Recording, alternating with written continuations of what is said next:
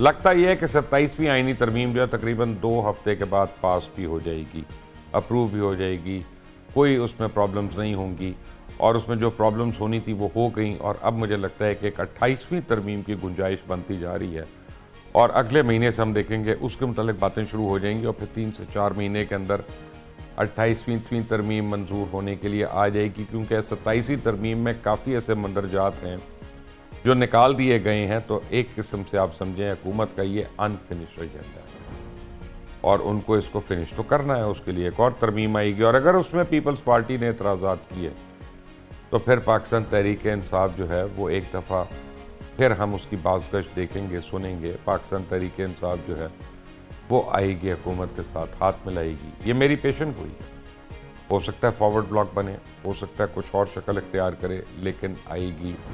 और आने वाले दिनों में मैं अपनी आपको तजुर्बे की और तज्ज़िये की बुनियाद पे कह रहा हूँ कि तहरीक इंसाफ जो है आपको पार्लियामान के अंदर बहुत इम्पॉर्टेंट रोल प्ले करती नज़र आएगी। ये सब कुछ 28वीं तरमीम के तनाजुर में मैं आपको कह रहा हूँ। अफ़गानिस्तान और पाकिस्तान का डेडलॉक बरकरार है, लेकिन आज जो अफ़गानिस्तान के स्पोक्स पर्सन ने जो प्रेस कॉन्फ्रेंस की वो बड़ी अहम है। वो क्या चीदा चीदा उसमें बातें हैं वो मैं चाहूँगा कि मेरे एक मेहमान आपको बताएं, क्योंकि मुझे अभी वही प्रेस कॉन्फ्रेंस के मतलब तफसीलात बता रहे थे। और न्यूयॉर्क के मेयर का एक फ़ायदा बड़ा है।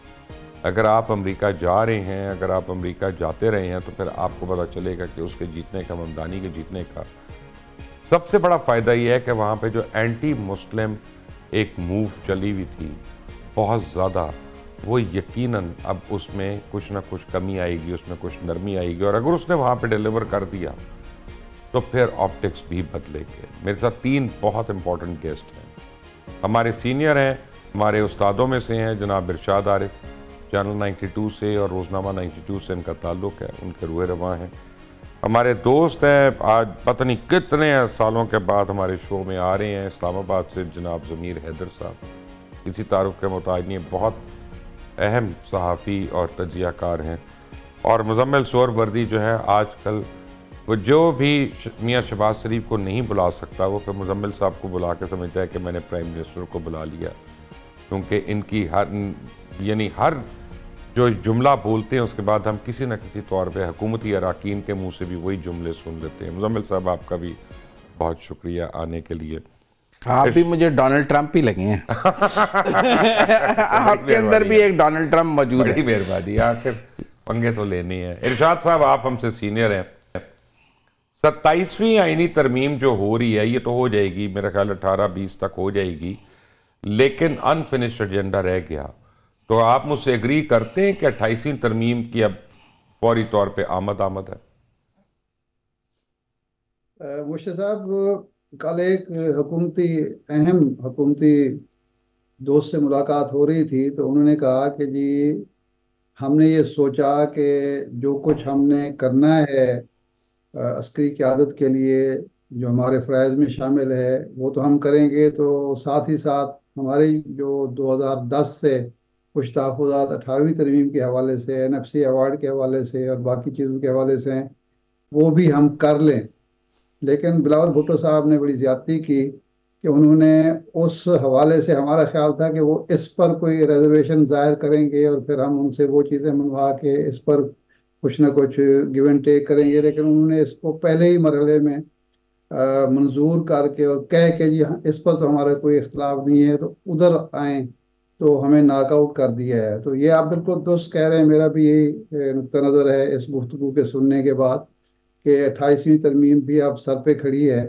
हुकूमत ये चाहती थी, मुझे आप भी गालबन उस शायद मुलाकात में मौजूद थे जब जनरल बाजवा साहब ने हमें बताया था कि मियाँ नवाज शरीफ साहब मेरे पास आए या मैं उनके पास गया, उन्होंने कहा कि जी ये 18वीं तरमीम की वजह से तो विफाक चलाना बहुत मुश्किल हो गया है, तो हमारा तो बेड़ा गर्क कर दिया 18वीं तरमीम ने। उस वक्त हमने सोचा ही नहीं कि सारे वसायल सूबों को चले जाते हैं और हमारे पास करने को कुछ नहीं होता, और वसायल देने के बावजूद भी गवर्नेंस जो सूबे नहीं कर सकते, उनकी कैपेसिटी नहीं है, उसका इल्ज़ाम हमेशा हम पर आता है, वफाकी हुकूमत पर आता है, क्योंकि लोग तो ये समझते नहीं कि सूबों के इख्तियार क्या है, मरकज़ के क्या है। हुकूमत तो वज़ीर आज़म की समझी जाती है, वफाकी हुकूमत को ही हुकूमत समझा जाता है।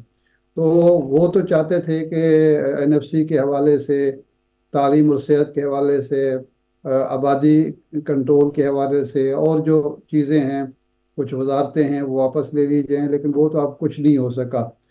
लेकिन जो 243 के हवाले से और अदलिया के हवाले से इत्तेफाक राय हो गया है, तो मेरा ख्याल है हुकूमत इसी को गनीमत समझ रही है। और अगले मरहले में वो कैसे होगा, ये बात की बात है। मुमकिन है, ऐसा भी हो सकता है कि इस आईनी तरमीम को मंजूर कराते हुए ही वो कुछ वोटों में इजाफा कर ले, और उन वोटों की बुनियाद पर पीपल्स पार्टी की या उसको ज़रूरत महसूस ना हो, या पीपल्स पार्टी भी मजबूर हो जाए कल को 28वीं तरमीम में हुकूमत का साथ देने पर। ज़मीर साहब, योर 2 सेंट्स। बिल्कुल लग तो ऐसे ही रहा था कि शायद आ जाएगा, लेकिन पीपल्स पार्टी को शायद थोड़ा सा मौका मिल गया है कि अब ये जिस तरह ही 27वीं पास हो जाएगी मुबशर, तो वो जाएंगे, कुछ जलसे करेंगे, कुछ भाग दौड़ करेंगे सिंध के अंदर और कहेंगे कि जी देखें, जिन 2 चीज़ों पे हमें एतराज़ था वो हमने होने ही नहीं दिया। लेकिन यू हैव अ पॉइंट, 28वीं तरमीम होगी, आनी है, और इसमें ख़ास तौर पर NFC के हवाले से कुछ मसाइल हैं, और वो यकीनन जो प्रोटेक्शन है, जो कि कहते हैं कि जी सूबे खुद कुछ करते नहीं हैं और जो प्रोटेक्शन लेते हैं वो उसकी बिना पर वो सरवाइव करते हैं, तो वो भी एक ज़रूरी चीज़ है। और दूसरा, जो 2 महकमों के हवाले से बात है, अभी तो हम तो सोच रहे थे कि शायद 18वीं तरमीम पूरी की पूरी वापस हो जाएगी, लेकिन अभी तक 2 महकमों की बात आई जिस पर पीपल्स पार्टी ने इतना रिएक्शन दिया। और आपको याद होगा कि जो उन्होंने अपना इजलास किया था, जो भी उनकी एक होती है सेंट्रल एग्जीक्यूटिव कमेटी या पीपल्स पार्टी की जो भी मशावरती इजलास था, उसमें उन्होंने NFC के वाले जो क्लॉज थी उसके ऊपर तो शदीद तहफ़्फ़ुज़ात और उसको मुस्तरद किया। लेकिन जो 18वीं तरमीम के हवाले से जो 2 महकमे वापस होने थे, उन्होंने कहा कि जी इस पर भी हमें एतराज़ है। तो वो एक चीज मतलब आउटराइटली रिजेक्ट करना, और बाकी दूसरी चीज को तो मुझे लगता है कि ये ऑन बोर्ड ही होंगे जब भी 28वीं तरमीम आएगी। फॉर द टाइम बीइंग इनको ये एक मौका मिल गया है कि जी कहेंगे कि जी देखें, हमारी इतनी अहमियत थी कि हमने 2 इंपॉर्टेंट चीजें 27वीं तरमीम में से निकलवा दी हैं, लेकिन जो 27वीं तरमीम में लेकिन असल मसला है ना ज़मीर साहब, एक बड़ा सीरियस मसला है। जो आप रेयर मिनरल्स की बात करते हैं, रेकोडेक की बात करते हैं, हमें पता है बलूचिस्तान गवर्नमेंट की वो कैपेसिटी नहीं है। It has to be a federal issue, तो इवेंचुअली तो वो लाना पड़ेगा ना आपको कहीं ना कहीं फेडरेशन के पास। बिल्कुल, ये सबसे इंपॉर्टेंट तो यही है। और it's not only Balochistan, KP भी है और सिंध इटसेल्फ भी है। पंजाब में शायद वो कहीं पे मिली थी चन्योट में, मुझे नहीं याद कि वो दोबारा वो सोना मिला है कि नहीं मिला, वो कहीं पे चन्योट के पास कहीं पे मिला था। तो लेकिन ये बाकी 3 सूबों के लिए तो ये बड़ी इंपॉर्टेंट चीज़ें हैं। और आपको मालूम होगा कि बड़ी हैवी किस्म की लेजिस्लेशन भी हो रही है सूबों के अंदर माइंस एंड मिनरल्स के हवाले से, कि इनको प्रोटेक्शन कैसे देनी है, कवर कैसे देना है। और क्योंकि बहुत ज़्यादा अगर एक्सपेक्ट कर रहे हैं कि इन्वेस्टमेंट आनी है, तो उसके लिए एक माहौल तो बनाना पड़ेगा, और उसके लिए फिर कुछ प्रोविंशियल लेवल पर भी कुछ लेजिस्लेशन उनको करनी तो पड़ेगी। यकीनन अगर वफाक के नीचे चले जाता है, और ये होना भी चाहिए, क्योंकि ये अगर एसेट पूरे पाकिस्तान का है, जितने रिसोर्सेज हैं वो पूरे पाकिस्तान के एसेट्स हैं, तो they should be under the control of federal government. लेकिन सूबों की अपनी कुछ ना कुछ इनपुट तो होगी, सूबों को कुछ ना कुछ लेजिस्लेशन तो करनी पड़ेगी। जिस तरह लीज एग्रीमेंट्स जो होंगे एटलीस्ट, क्योंकि वो उनकी जुरिस्डिक्शन में आएगी, प्रोविंशियल लैंड होगा, वो प्रोविंस का लैंड होगा, तो उसकी लॉज उन्होंने कुछ बनाने पड़ेंगे, उनको अमेंडमेंट्स करनी पड़ेंगी। लोकल जेवीज या अगर प्रोविंशियल गवर्नमेंट उसमें पार्टनर होती है तो उसके लॉज बनाने पड़ेंगे। लेकिन यू आर वेरी राइट कि ये जो बहुत सारी चीज़ें हैं ये आइंदा 28th अमेंडमेंट में, और आपने तो इसको ज़रा थोड़ा टाइम दे दिया, मुझे लगता है कि ये भी शायद ज़रा जल्दी आ जाएगी और जल्द ही पास हो जाएगी।